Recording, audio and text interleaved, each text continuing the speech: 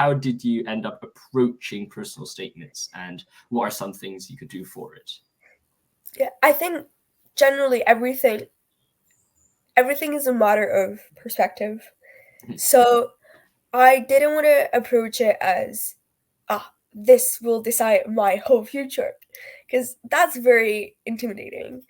So I felt, okay, I want to write everything down in a piece of paper and kind of just let everything out from my head. And then I will choose what I think best represents me. What I want universities to kind of read and feel that they somehow know who I am. So obviously I was aware that it will be good to talk about kind of my further reading.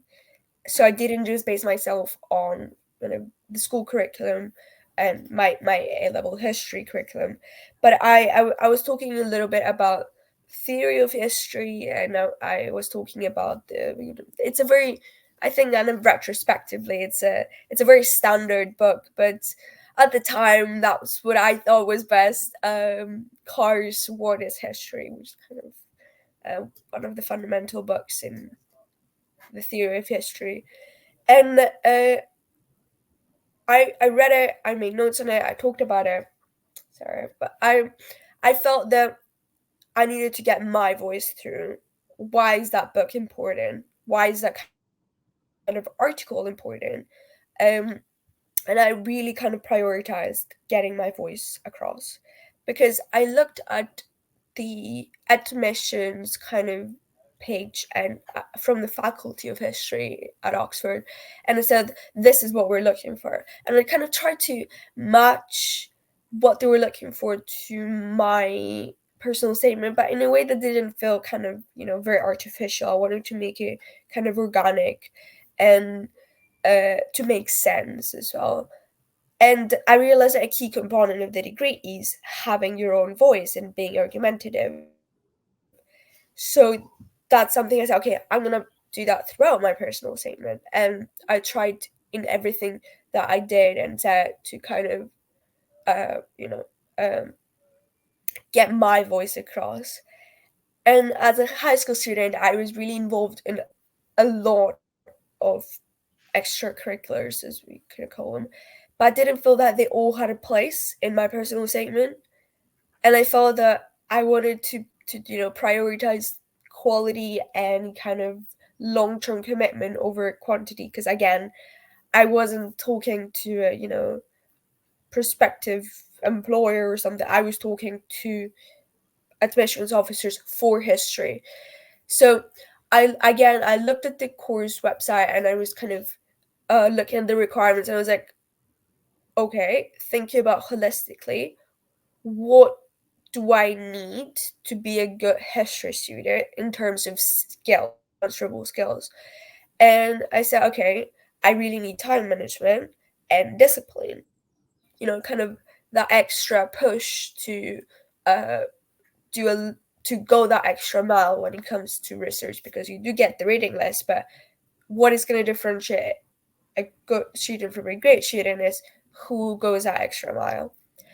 And I talked about my debate commitment, because that was something I did over a long period of time.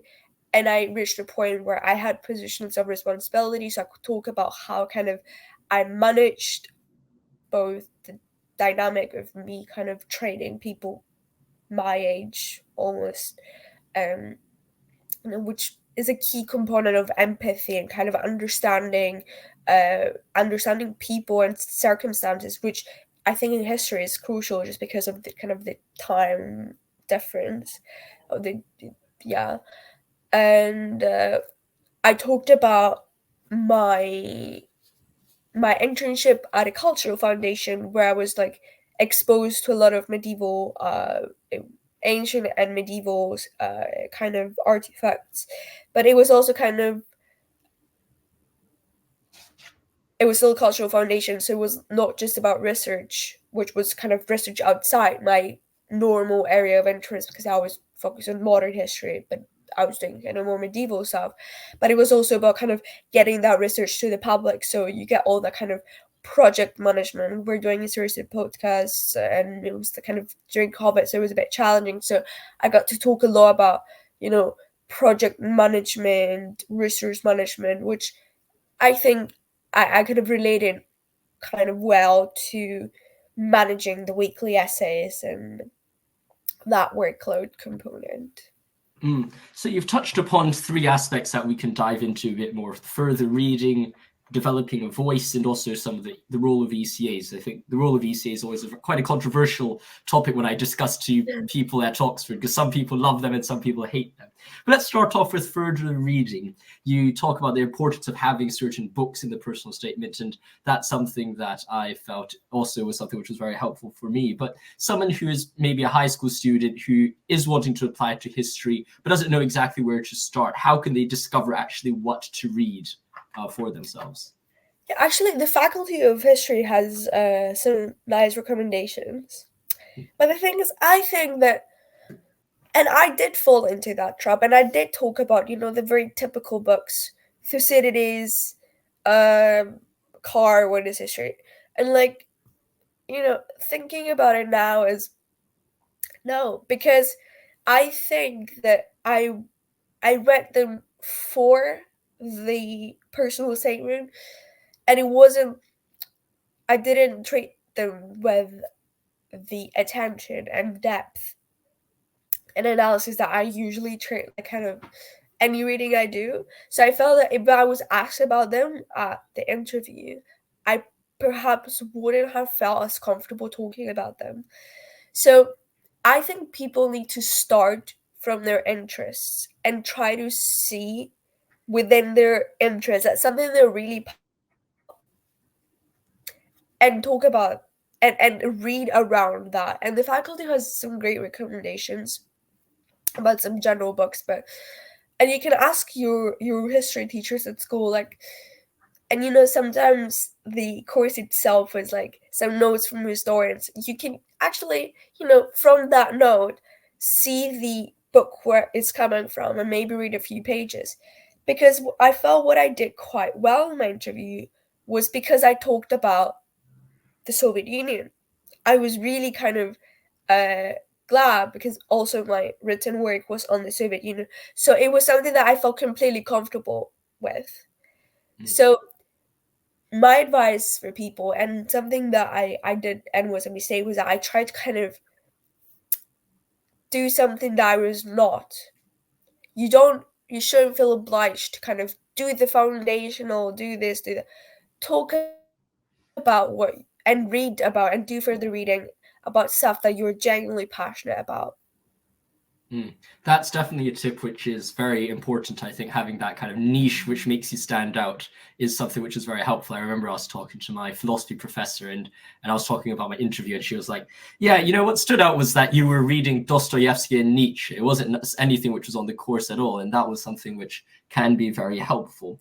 Now, you also talk a bit about having your voice. I guess someone who's listening to this might be asking, well, is that voice kind of the style and having the identity? Is that voice about the way you're writing, I guess, in more of a casual or formal sense? Like what qualifies as someone's voice in their personal statement? Yeah, I think at some points you can be explicit about kind of what you think. Okay, I read this book and I can say, oh, I was inspired, I was motivated, but you can say, but I'm gonna give a specific example, like historian X looks at the social kind of conditions of let's say agricultural practices in Soviet Russia, which I found interesting, but I felt that it was kind of segregating, sorry, the Noise. urban and rural areas in a way that felt out of place. It's just making comments about a certain work. It's about making sure that you're explicit about what you think. You can agree with something, but I think it's important to say why you agree with that something, or what you perhaps thought about differently. Hmm. Now, moving on from that, let's talk a bit about the role of ECAs. How important do you think they are, and especially that balance between academic and non-academic ECAs? How do you find how should someone approach it?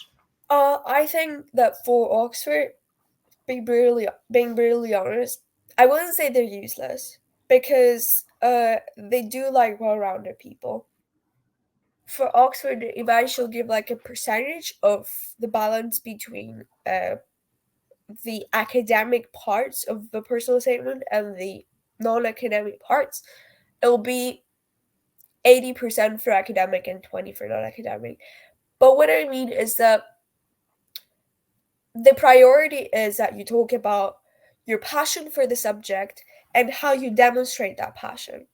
And I think there is a fine line how you demonstrate the passion and some extracurriculars. I could use the internship at the Cultural Foundation to talk about how I demonstrate that passion. So that was like a little bit on the boundary. But talking about my debate, it shouldn't have been the priority for my history personal statement. It was 2 sentences, and I think that was more than enough. I think it's very tricky to get that sort of balance in the sense that I think people's like earliest drafts need to like talk about the extracurriculars in greater depth so that they refine it in such a way that it's specific to the subject.